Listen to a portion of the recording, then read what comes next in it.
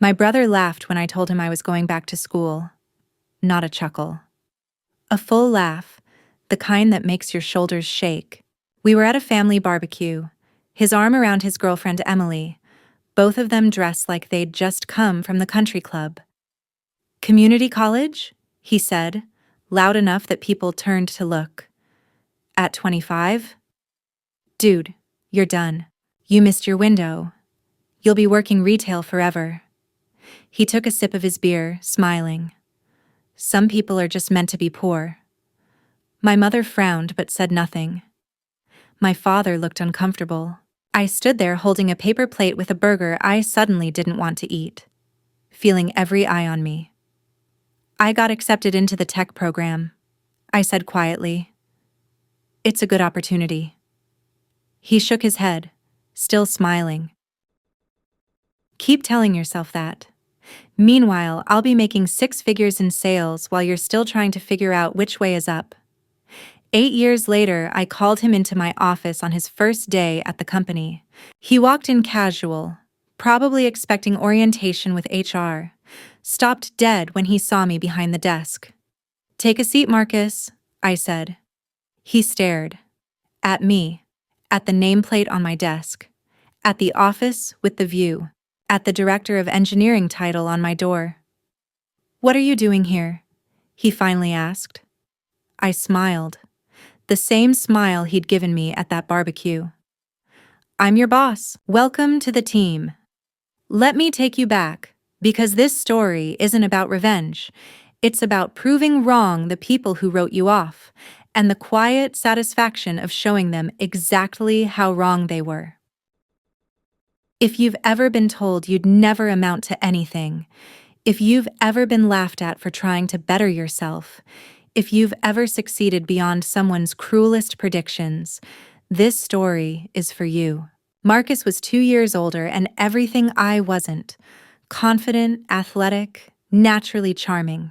He'd gone to a decent university on a partial baseball scholarship, studied business, graduated with a 2.9 GPA, and immediately landed a sales job at a medical supply company through a friend of our dad's. By 24, he was making $70,000 a year, driving a leased BMW, dating Emily, who had money from her family. He was doing well. Or at least, he looked like he was doing well. Which to my family was the same thing. I took a different path. Didn't go to college right after high school, worked retail at Best Buy instead, making maybe $25,000 a year selling laptops and answering questions about routers. It wasn't glamorous, but I liked technology, liked helping people figure out their problems. I worked there for 3 years, from 18 to 21, saved what I could, watched Marcus lap me in every visible way. Better car, better apartment, better girlfriend, better life. At family gatherings, he'd make jokes. "Still at Best Buy? Bro, you gotta get some ambition." Everyone would laugh, including me, because what else do you do? At 22, I tried to start an online business, drop shipping. I'd been reading about it, watching YouTube videos, convinced I could make it work. Invested $2,000 I'd saved, built a website, set up ads. Made exactly 3 sales in 4 months and lost most of my investment. Marcus found out somehow. Maybe I'd mentioned it at dinner. He brought it up every chance he got. "How's your business empire going?" He'd grin. "Make your first million yet?" My parents would tell him to be nice. He'd say he was just joking, just brotherly teasing. But there was an edge to it. A need to keep me in my place, below him, behind him, less than him. The drop-shipping failure sent me into a spiral for a while. I was 23, still working retail, still living with 2 roommates in a cramped apartment, still barely making ends meet.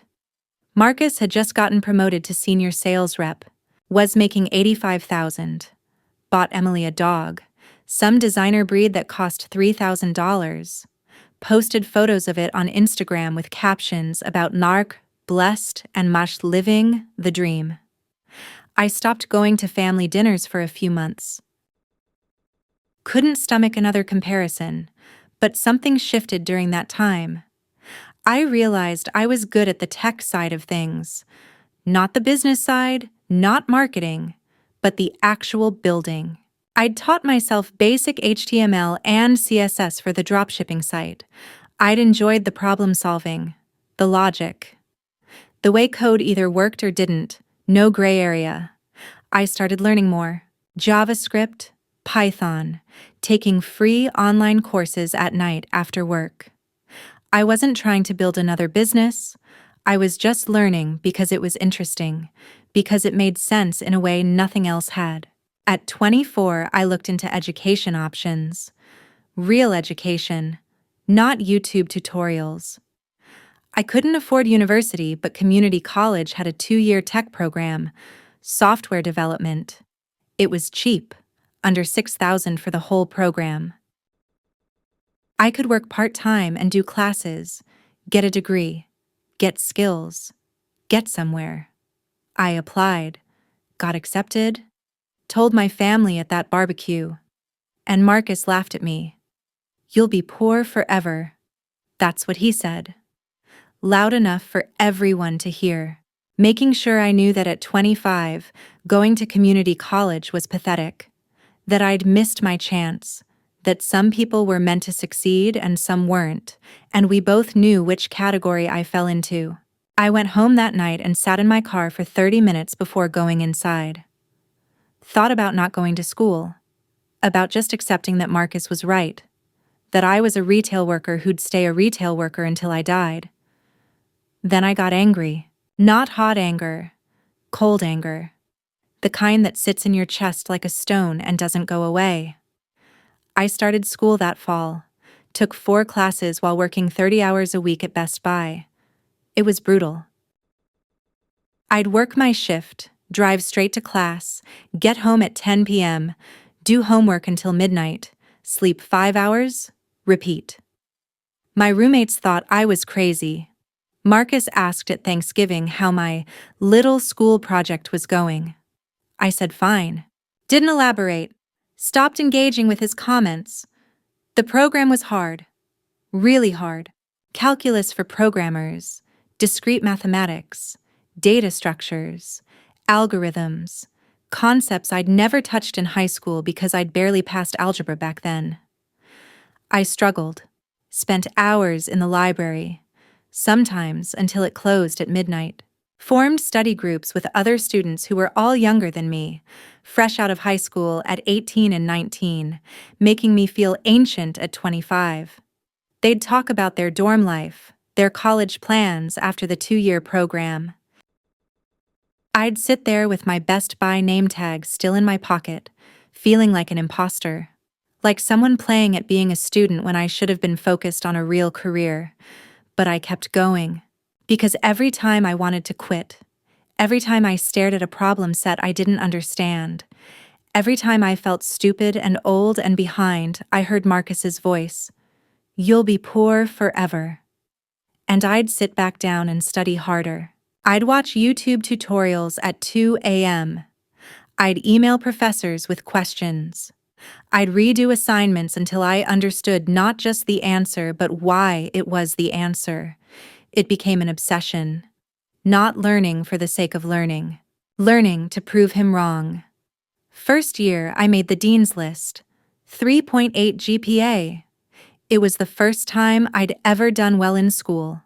Sent a photo of my grades to the family chat. My mother said she was proud. My father sent a thumbs up. Marcus sent, "Cool, now do it in the real world." I stopped sharing things with the family chat after that. Second year, I got an internship, unpaid, at a small startup downtown. I worked there 15 hours a week on top of classes and my part-time job. Learned more in 3 months than I'd learned in a year of classes. Real code, real projects, real problems. The founder, a guy named David who'd sold his last company for $8 million, took an interest. "You're older than most interns," he said. "I'm a late bloomer," I said. He laughed.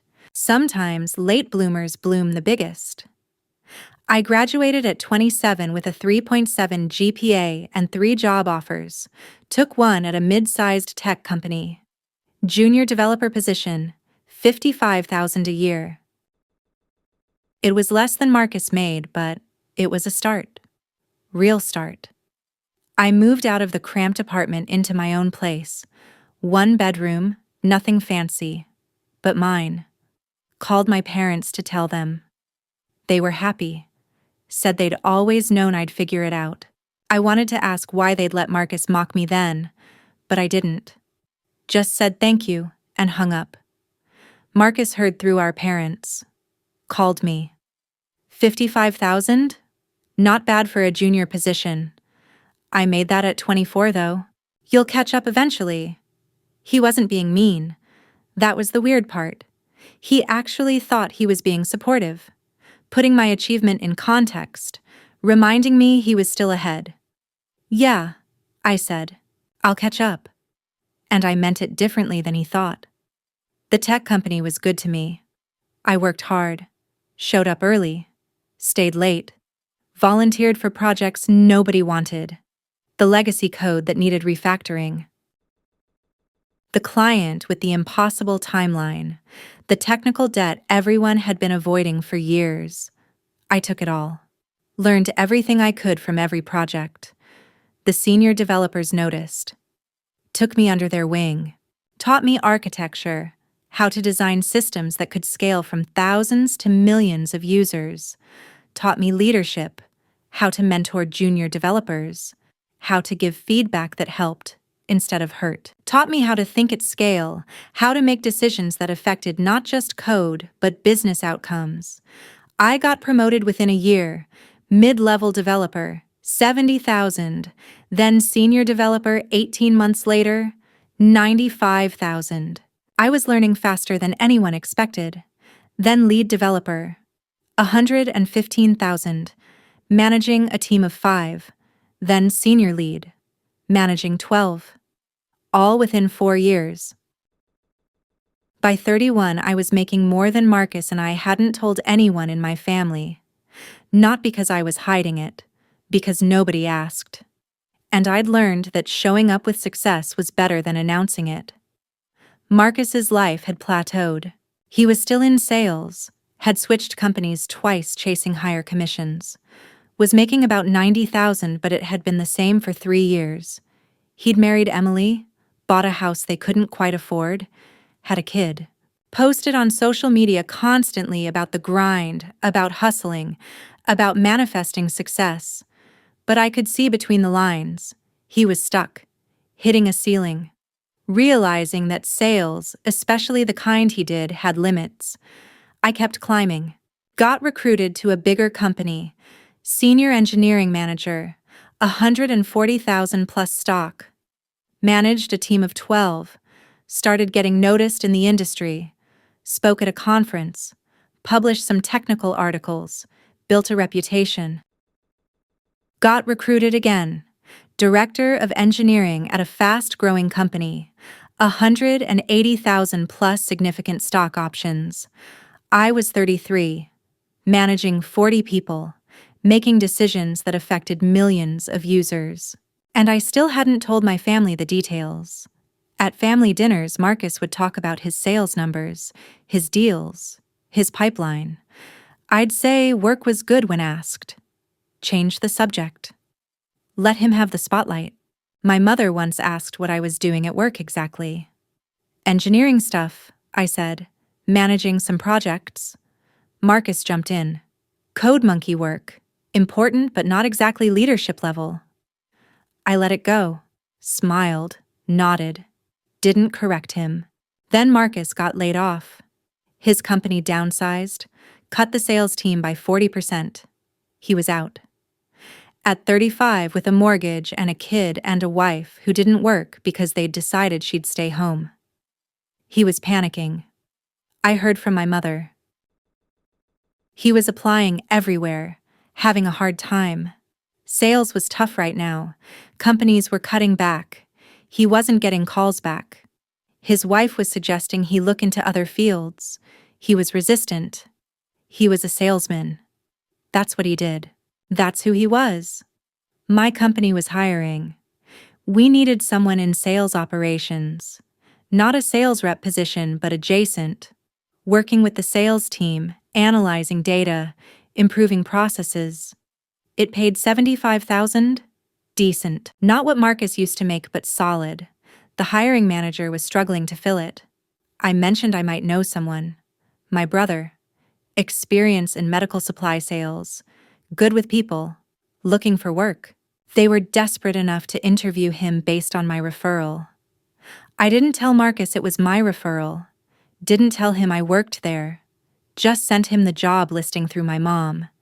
Said I'd seen it online and thought of him. He applied.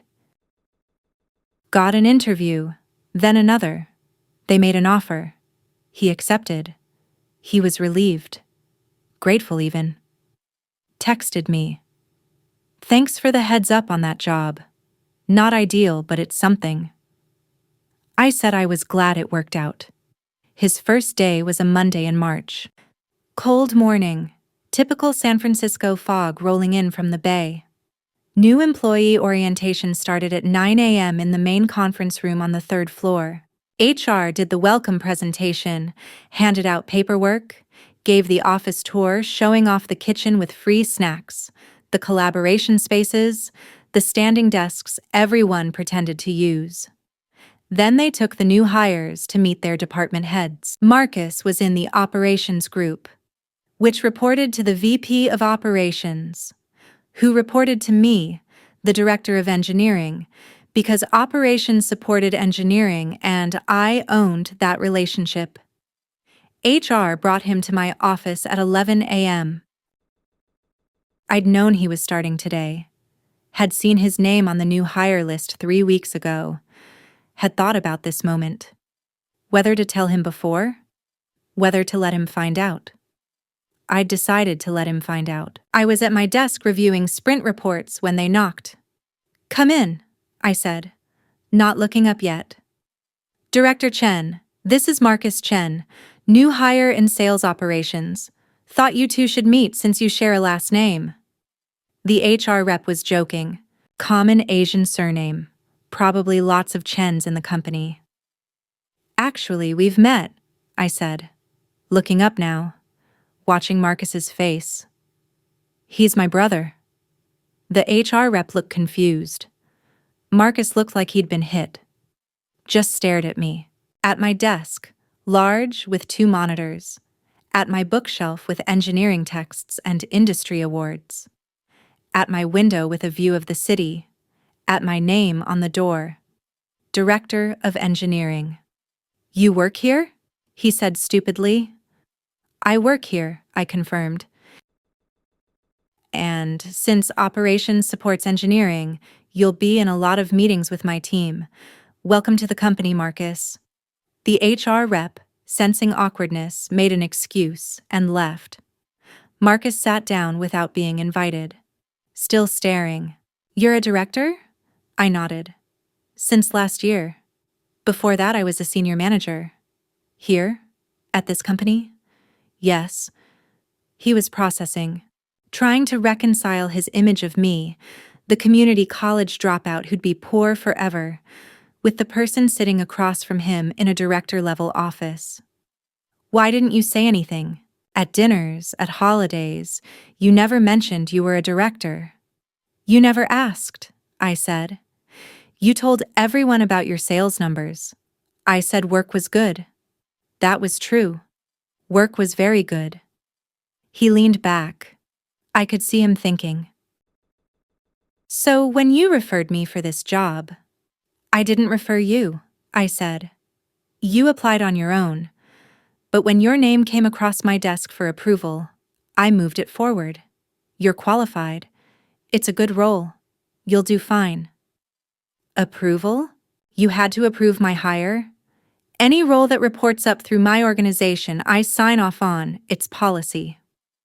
I watched him absorb this, that he'd been hired because I'd allowed it, that his job existed because I'd said yes, that the said I'd be poor forever.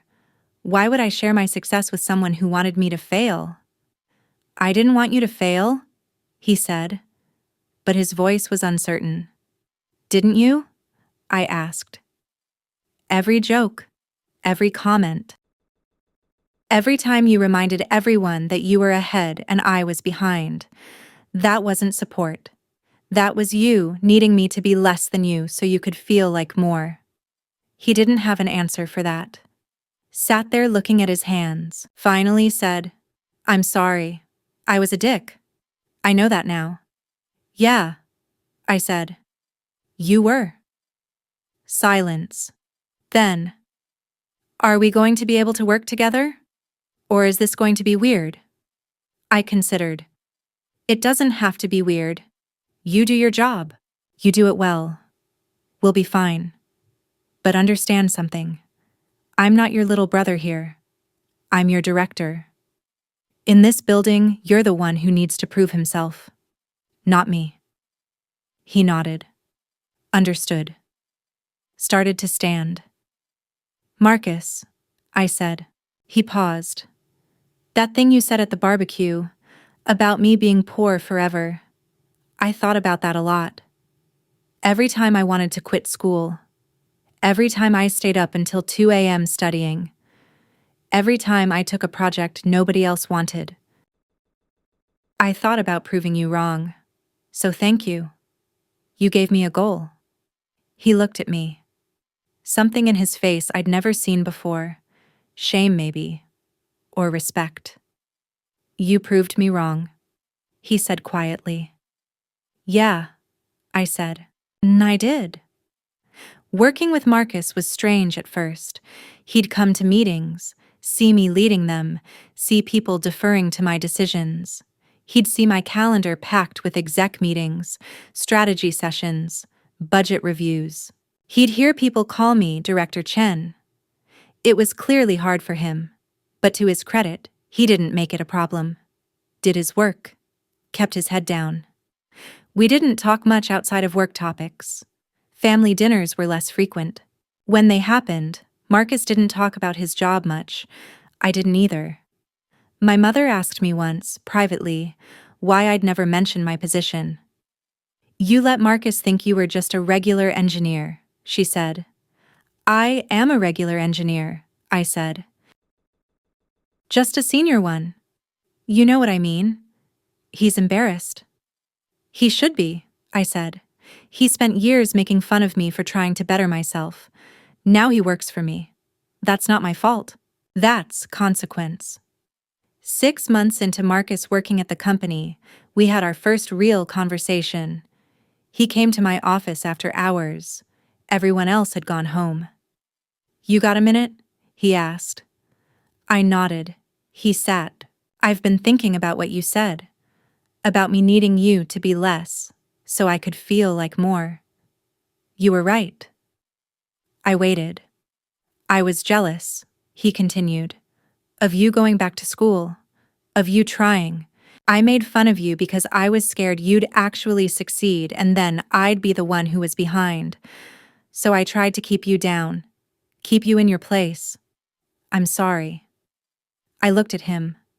My brother, 2 years older, who'd had every advantage. Who'd wasted it. Who'd been cruel because he was insecure. I appreciate you saying that, I said. Does it change anything? Between us? I don't know. I'm not angry anymore. I proved what I needed to prove. But I don't know if we go back to being brothers or if we just stay professional colleagues. He nodded. That's fair. I guess I deserve that. He stood to leave. At the door he turned. For what it's worth, I am proud of you. What you built. I know I never said it, but I am. After he left, I sat in my office for a while, looking at the city lights, thinking about the journey, community college at 25. Marcus laughing, telling me I'd be poor forever. The anger that fueled me through 2 years of brutal study, the climb through the ranks, the moment he walked into my office as a new hire, the look on his face when he realized who I'd become. Was it satisfying? Absolutely. Did it fix our relationship? No. Some damage can't be repaired. Some words can't be unsaid. But it did something else. It closed a chapter. Ended a narrative. The little brother who'd never measure up had become the director. The big brother who'd had it all figured out was starting over. I'm 35 now, still director of engineering, got promoted to VP last quarter, make over $300,000 a year plus stock that's vested to be worth significant money. Marcus still works for me, 3 levels down in the org chart. He's good at his job, professional. We have an okay working relationship. We don't hang out outside of work. We're cordial at family events, but not close. Maybe we never will be again. Maybe that's okay. My parents are proud now. Tell people about their son, the VP at a tech company. Sometimes I wonder if they remember that barbecue, if they remember Marcus laughing at me. If they remember saying nothing while he told me I'd be poor forever. I've never brought it up. What would be the point? They're proud now. That's what matters to them. The fact that they weren't proud when I needed them to be is something I've made peace with. Do I wish things were different with Marcus? Sometimes. I miss having a brother. But I don't miss the brother he was. The one who needed me to fail so he could succeed. If he becomes someone different, maybe we can be close again. But that's his work to do. Not mine. I did my work. Went to community college at 25 when everyone said it was too late. Worked 3 jobs while getting a degree. Climbed from junior developer to VP in 8 years. Proved wrong every person who wrote me off, including my own brother. If you've ever been told you're too old to start over, this is for you. If you've ever been laughed at for going back to school, this is for you. If you've ever been told you'll never amount to anything by someone who claimed to love you, this is for you. You're not too late. You're not too old. You're not destined to be poor or stuck or less than. You're exactly where you need to be to start building something they can't imagine. And someday, when they need something from you, when they come to you with their resumes and their requests, you'll get to decide how that goes. Tell me in the comments, has anyone in your family doubted you? Did you prove them wrong? I read every story. And if you want more stories about people who succeeded because someone said they couldn't, subscribe. Sometimes the best motivation is someone telling you you'll fail, and the best revenge is becoming their boss.